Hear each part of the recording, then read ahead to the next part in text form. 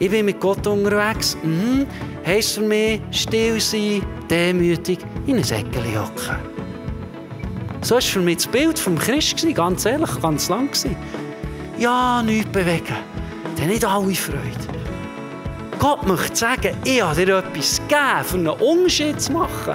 Und wenn nicht alle Freude haben, dann ist das die beste Bestätigung, dass du etwas Grosses bewegst.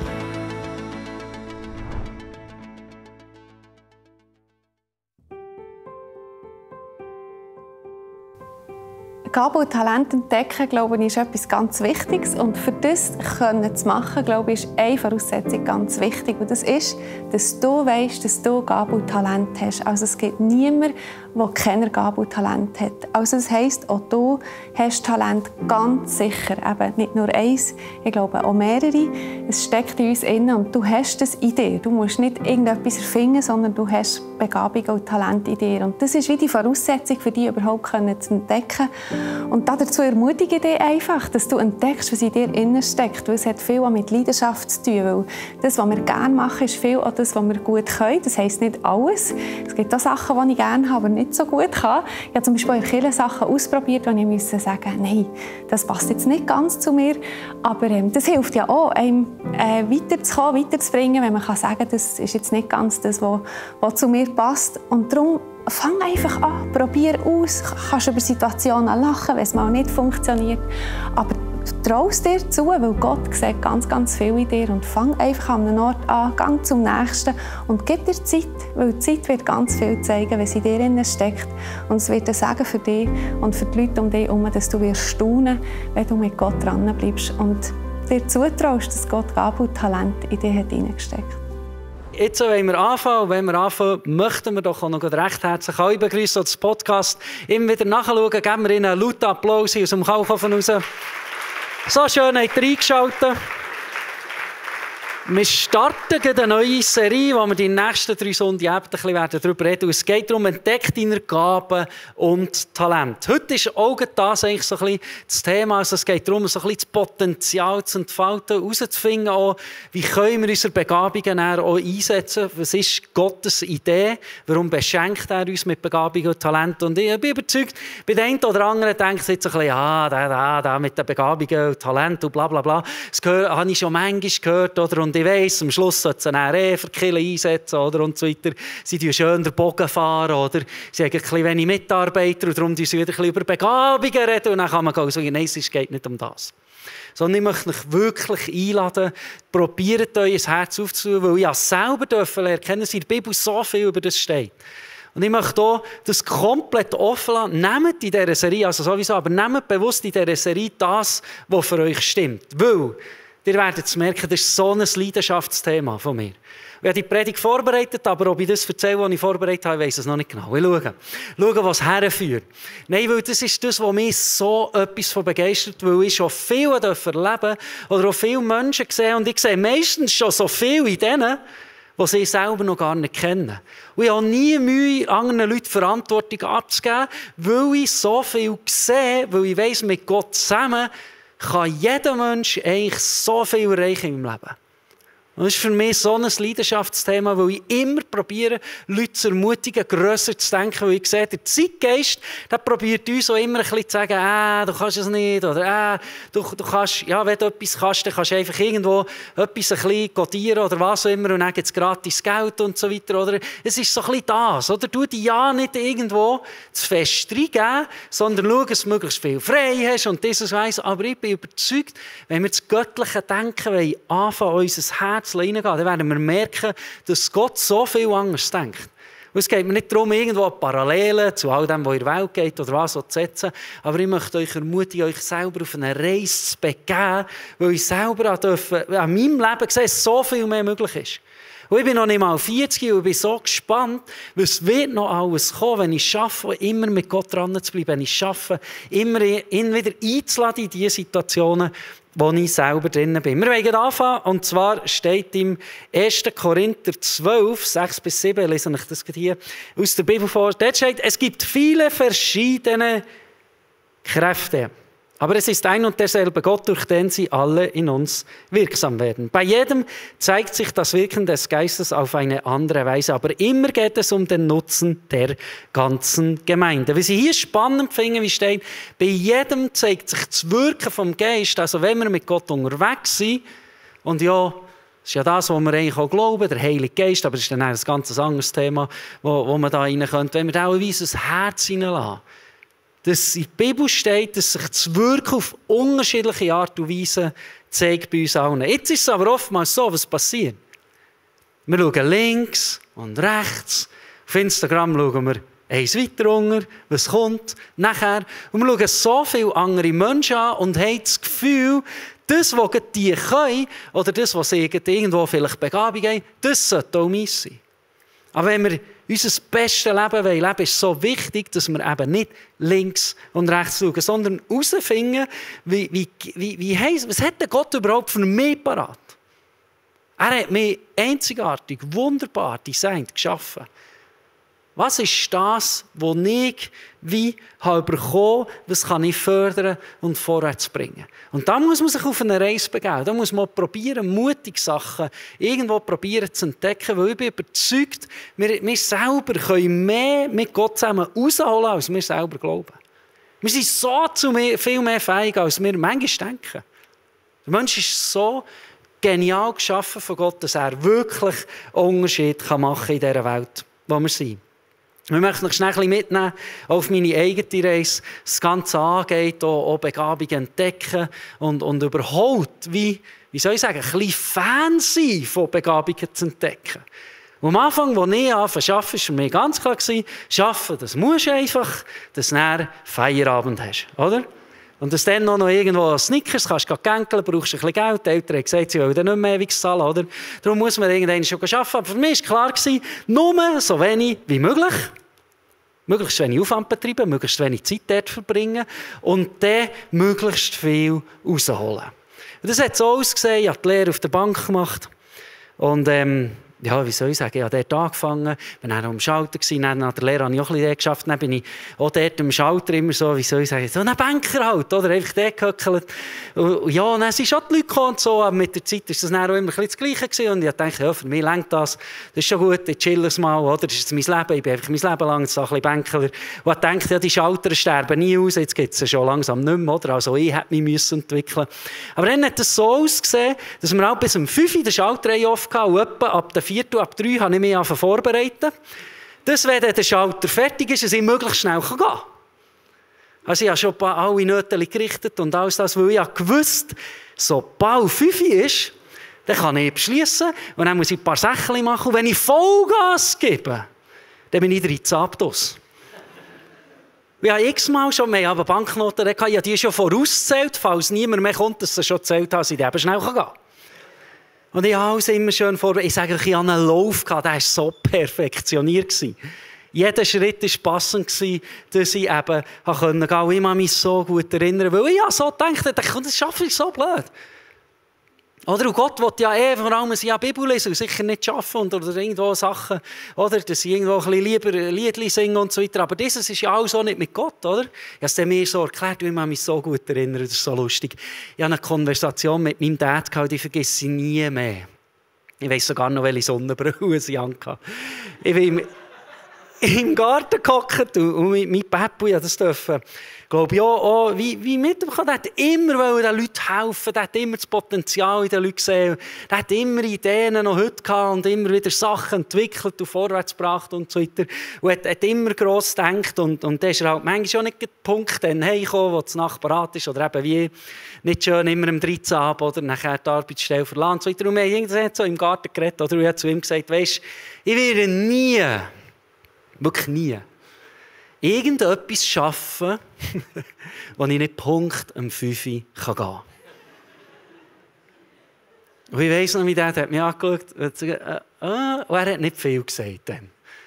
Oder und ich das Leben begriffen, etwa ein Jahr aus der Lehre, oder? Ich weiss, wie das wirtschaftlich läuft und so weiter. Ich habe dann ein Statement gesetzt. Oder? Und es ist lustig, immer wenn ich jetzt im Seich bin, Und viel zu lang noch irgendwo etwas noch vorwärts bringen, noch irgendwo bleiben hängen und irgendwo noch etwas denken, eine Idee oder irgendwo und nachher noch länger arbeiten, aber das so leidenschaftlich gerne machen, in meiner Begabung hinlaufen, kommt mir irgendwo so in den Sinn, wie ich meinem Dad habe gesagt, ich werde nie länger arbeiten, nicht ein bisschen werde ich länger arbeiten. Aber es ist passiert. Ich durfte lernen, dass eigentlich etwas bewegen. Etwas vorwärts bringen. Ganz egal wo was, aber auch etwas seriös anschauen. Nicht nur minimalistisch irgendwo das Nötigste machen, ist eigentlich etwas Göttliches. Ich durfte lernen, dass Gott uns auch zu einem Zweck auf die Welt hat gestellt, dass wir etwas bewegen. Dass wir etwas machen mit den Stunden, die wir hier haben. Dass wir nicht uns einfach ein bisschen treiben von dem, was Gott sein muss und von dem, was wir Gott mögen und dieses und jenes und eins, sondern dass wir mit dem, was Gott uns gegeben hat, etwas verändern auf dieser Welt. Oder es ist ja so, dass wenn wir mit Gott unterwegs sind, die Beziehung eingehen, haben wir Gewissheit, dass wir irgendwann die Ewigkeit bei unserem Vater im Himmel verbringen. Aber ich habe mich auch schon gefragt, wenn ja das so ist, warum gehen wir denn nicht schon in den Himmel? Weil es ist ja hier auf der Erde nicht immer nur schön. Manchmal Sachen, die nicht gut laufen, manchmal Sachen, die uns herausfordern, zwischenmenschliche Herausforderungen, was auch immer. Aber Gott hat bewusst entschieden, ich lasse euch noch auf der Erde. Warum? Weil wir einen Unterschied machen können. Weil wir Hoffnung in die Welt hineinbringen. Und mein Ziel oder mein Wunsch ist auch von dieser Serie, lass uns das Herz ein bisschen auftun. Lass uns ein bisschen in dieser Situation, wo wir jetzt drin sind, gross denken. Und nicht immer nur, wir werden irgendein, sondern weder am Schalter seid wie jeden oder was auch immer, oder irgendwo etwas vielleicht Unnötiges machen, sondern wir es von anders anschauen. Dass wir sagen, okay, klar, ich muss meine Begabungen und Talente und so weiter entdecken, aber zuerst muss ich überhaupt ein Ja haben zu dem. Und das hat bei mir passieren. Ich habe mir aufgeschrieben, Gott hat jeden von uns einzigartig mit speziellen Gaben und Talenten entworfen, um seinen göttlichen Zweck zu erfüllen. Das heisst, du hast Sachen, die ich nicht habe. Du kannst Sachen in die Welt hineinbringen, die ich nicht kann. Ich habe gesagt, meine Kreativ-Grafik-Karriere, die ist relativ schnell verschwunden gewesen. Ich könnte euch ganz viele Sachen sagen, die ich wirklich grottenschlecht kann. Schon nur mit diesen Musiknoten, das ist einfach too much für mich. Musik zum Beispiel ist ein anderes Thema. Ich könnte so viel sagen.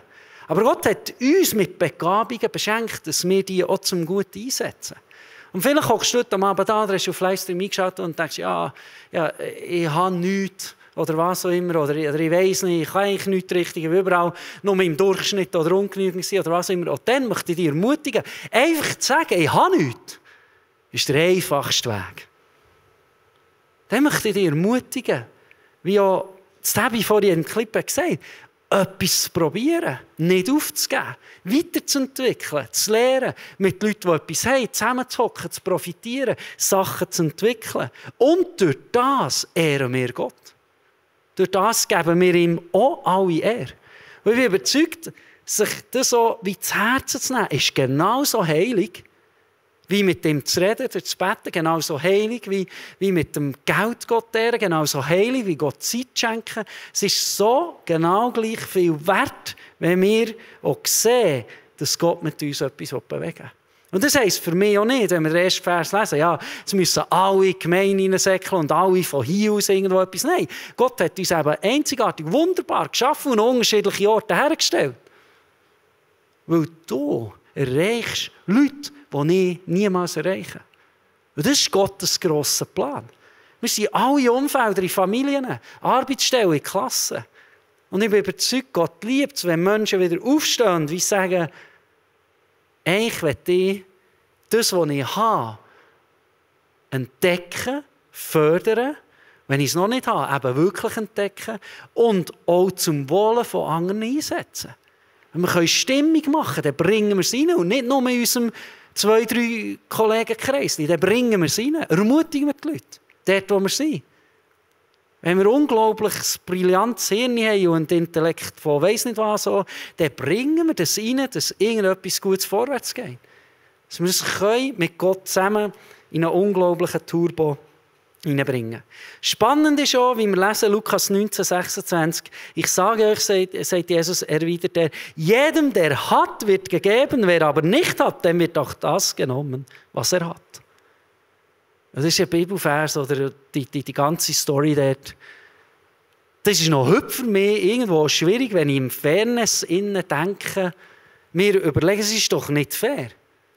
Oder ist es die viel Begabung haben, ist die noch mehr bekommen? Ist es die viel Besitz haben, ist die noch mehr bekommen? Irgendwo durch schon. Und das hat mir auch wieder gezeigt, ich möchte immer wieder dranbleiben, Begabungen zu entdecken. Und wenn wir nichts haben, ist es perfekt für anzufangen und zu sagen, Gott, ich brauche deine Hilfe, dass ich überhaupt entdecken kann, was möglich ist. Dass ich überhaupt den Mut finde, ein bisschen über den Tellerrand rauszuschauen. Und das kann ganz unterschiedlich sein. Die können so gut mit Kindern. Das sind das Segen für die Kinder. Die können Gastgeber sein, die haben 50 Leute daheim und dann waschen sie ab bis am Morgen um 1:30 und stressen nicht mal. Dann mache ich jeden Abend Party. Dann bringen Leute zusammen. Leute, die es gut geht, Leute, die es herausfordernd haben, dann können die Leute, die es gut geht, denen ein bisschen Hoffnung geben und dann geht es allen wieder besser und du bist am Abwaschen, weil es macht er nichts. Das ist auch eine Variante, Begabung reinzugeben. Wir können so viel, wir können Business bauen, wenn du brillant bist im Business, dann bring ein Business ab Boden, wie die Welt noch nie gesehen hat, schaff Arbeitsstellen. Auch wenn wir jung sind, fangen wir gescheiter an loslegen, an träumen. Und wir lesen auch in der Bibel, auch wenn wir jung sind, das ist kein Grund, einfach zu sagen, ich bin zu jung und ich kann nichts bewegen. Wenn wir Gott ehren, nach seinen Werten leben, lernbereit unterwegs sind, dann kann Gott uns schon in jungem Alter brauchen, schon einen Unterschied zu machen. Wenn wir diese Sportskanonen sind, dann nutzen wir uns den Sport, das Talent zum Guten. Dann wir in die Sportswelt hinein Hoffnung bringen. Fußballer sind oder was, wir anständig Goal schiessen. Und dann könnt ihr Gott zurückgeben am Schluss. Aber dann machen wir die Kisten. Trainieren wir für das. Das ist Begabungstalent. Aber ich glaube, das ist das, was Gott auch liebt, wenn Menschen wieder aufstehen und wie sagen, ich gebe dir Gott, aber ich bewege etwas. Deine Begabung und Talent sollen auch nicht verborgen bleiben, sie sollen entdeckt, entwickelt und für Gott sehr eingesetzt werden. Ich glaube, das ist ein Zweck von unserem Dasein, ganz ehrlich. Wenn du dich fragst, warum bin ich auf dieser Welt, mache ich überhaupt, was ist der Sinn? Der Sinn ist das, was Gott dir gibt, zu entdecken und zum Wohle von anderen einzusetzen. Das ist für mich genug Sinn. Es ist so viel schon, was so manche Tür aufgeht. Und ich möchte euch auch schon mit einer Geschichte aus der Bibel wieder zeigen, es gibt so viele Orte, aber eine hat mich besonders so beschäftigt, weil Gott so fadengrad ist, was das Thema angeht. Und ihr merkt, darum habe ich gesagt, nehmt das mit oder wollt, weil ich will nicht denen, die müde sind und all das und streng haben, einen auf den Deckel geben, dass sie dann noch strenger haben. Aber ich will doch ein bisschen wecken. Weil ich sehe, wir sind in einer Gesellschaft drin, lieber nicht zu viel machen. Das ist zu streng, oder? Ich bin mit Gott unterwegs. Heisst für mich, still sein, demütig, in ein Eckchen hocken. So war für mich das Bild vom Christ, ganz ehrlich, ganz lang. Ja, nichts bewegen. Das ist noch falsch, gell? Die haben nicht alle Freude. Gott möchte sagen, ich habe dir etwas gegeben, für einen Unterschied zu machen. Und wenn nicht alle Freude haben, dann ist das die beste Bestätigung, dass du etwas Grosses bewegst. Weil Jesus hat auch nicht Freude aufgelöst, als er auf die Welt kam. Haben alle geklatscht, als Jesus auf die Welt kam? Überhaupt nicht. Wenn wir auch angefeindet werden, vielleicht Kollegen sagen, das ist too much, dann sind wir auf dem richtigen Weg. Weil mit Gott zusammen wartet das Abenteuer auf uns. Und gut, wir gehen noch in die Geschichte. Ich habe gesagt, es wird ein bisschen Freestyle hier, da, dieses eine, wieder aufwachen, jetzt gehen wir wieder in die Bibel. Gell? Esau und Jakob. Spannend. Ist ja, oder, viele, noch schnell ein bisschen, ist ja auch spannend. Oder? Abraham ist ja Stammvater vom Volk von Gott eingesetzt worden. Oder spannend ist, habe ich auch lange nicht gewusst, sein Vater, das war der Terach, glaube ich. Er war eigentlich berufen zu dem, was der Abraham. Dass er eigentlich sein Volk ins gelobte Land bringt und eigentlich der Stammvater vom Gottes Volk wird. Nur ist der Terach auf dem Weg ins gelobte Land, das, was Gott versprochen hat, ist er unterwegs gewesen. Dann hat er irgendwo einer gedacht, ich weiss, der Ruf wäre noch weiterzugehen, aber hier ist es schön, bleiben stehen. Und dann lesen wir in der Bibel, hat er sich einfach niedergelassen. Darum, weil er wie gesagt, ja, jetzt habe ich genug gemacht, ich habe die Lehre abgeschlossen, ich bin, jetzt muss ich nichts mehr machen, oder? Ist er bleiben stehen, ist Gott dann weiter auf Abraham. Ganz spannend. Das heisst für uns auch wenn wir schon Sachen erreichen, bleiben wir nicht stehen, gehen wir vorwärts.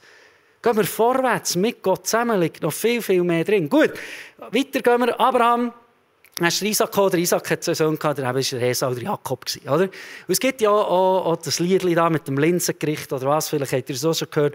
Aber spannend ist ja, bei diesen 2 ist eigentlich so, der Esau war der Erstgeborene. Das heisst, er hat das Erstgeburtsrecht gehabt. Das heisst, ein ausserordentlicher Segen von Gott hat ihm zugestanden. Der Jakob war der Jünger und hat das nicht gehabt. Aber der Jakob, lesen wir auch, das war ein kleiner tricky Master, ein kleiner Lügner, nicht so ganz sauber und so weiter und so. Der hat gedacht, ich will dir das Erstgeburtsrecht. Und dann hat er irgendwann, lese in der Bibel, oder Esau hat Hunger gehabt, hat er das Linsengericht eben gekocht.